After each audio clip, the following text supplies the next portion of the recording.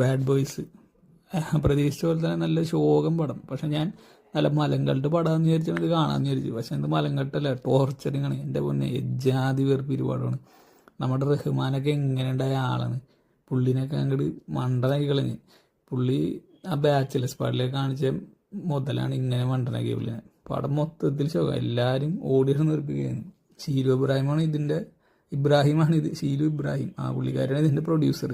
ഞാൻ രണ്ട് ദിവസം മുന്നേ ഒരു വീഡിയോ ചെയ്ത മച്ചാൻ, അതിലും പുള്ളിക്കാരി തന്നെയാണ് പ്രൊഡ്യൂസർ. ആ പടം ഫ്ലോപ്പാണ്. ഇതൊക്കെ അട്ടർ ഫ്ലോപ്പ്. പുള്ളിക്കാരൊക്കെ എങ്ങനെ ഇത് അടുത്ത പടം ഇനി ചെയ്യുന്ന എനിക്ക് തോന്നുന്നുള്ളതാണ്. ഇത്രയും പടമൊക്കെ പൊട്ടിയിട്ട് എങ്ങനെ പുള്ളിക്കാരുടെ പൈസ ഉണ്ടാവണം. അത് കഴിഞ്ഞിട്ട് പിന്നെ ഇതിൽ ഓരോരുത്തരും നല്ല ഓടിയെടുന്ന് വെളുപ്പിക്കുന്നത്. നമ്മുടെ ധ്യാൻ മച്ചാൻ എല്ലാവരും ഉണ്ട്. പിന്നെ വിഷു ആയതുകൊണ്ട് ഇന്ന് വേറെ പടക്കം വാങ്ങിക്കണമെന്നില്ല.